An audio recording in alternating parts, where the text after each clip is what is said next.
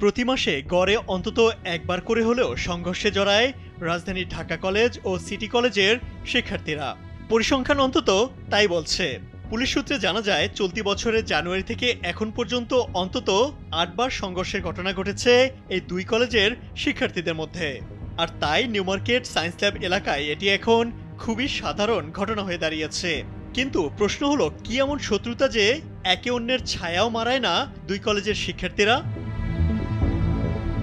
এসব ঘটনার পেছনে সাধারণত তুচ্ছ বিষয় কিংবা আধিপত্য বিস্তারের চেষ্টা কাজ করে বলে মনে করছেন সংশ্লিষ্টরা।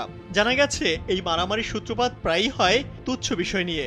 এই যেমন কোনো কোচিং সেন্টার, কথা কাটাকাটি কিংবা খেলার ছোটখাটো বিবাদ থেকে।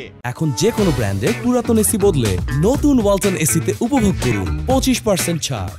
এমনকি একে অপরকে মুরগি বলায় ভয়ঙ্কর সংঘর্ষেও জড়িয়েছিল দুই কলেজের শিক্ষার্থীরা।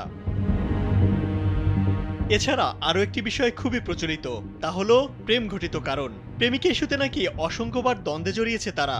যদিও এখানকার সংঘর্ষের ঘটনায় রাজনৈতিক তৎপরতার স্পষ্ট কোনো ছাপ দেখা যায় না, বরং সেসব বিষয় হয়ে ওঠে উত্তেজনার মূল কারণ, যেখানে সামান্য তর্ক বা একে অপরের প্রতি ক্ষুদ্র তিক্ততার মতো সামান্য বিষয়গুলোই হয়ে ওঠে অগ্নিশিখা।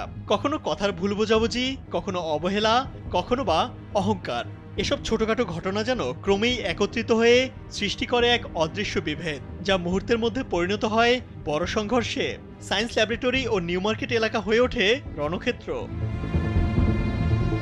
সংশ্লিষ্টদের মতে, কোনোভাবে শিক্ষার্থীদের মাইন্ড সেট আপ করে দেওয়া হয়েছে যে নিজেদের শ্রেষ্ঠত্ব প্রমাণ করতে মারামারিতে জড়াতে হবে এবং জিততেও হবে। বর্তমান শিক্ষার্থীরা সাবেকদের কাছ থেকে এই শিক্ষা পেয়ে আসছেন। জানা যায়, সংঘর্ষে লিপ্ত হয় মূলত এসব কলেজের একাদশ ও দ্বাদশ শ্রেণীর শিক্ষার্থীরা, যাদের বেশিরভাগের বয়সই 18 বছরের নিচে।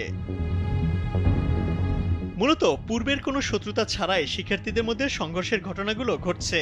সেক্ষেত্রে এটা কমাতে গেলে শিক্ষার্থীদের জন্য কাউন্সেলিং এর ব্যবস্থা করা যেতে পারে বলে মনে করছেন সংশ্লিষ্টরা।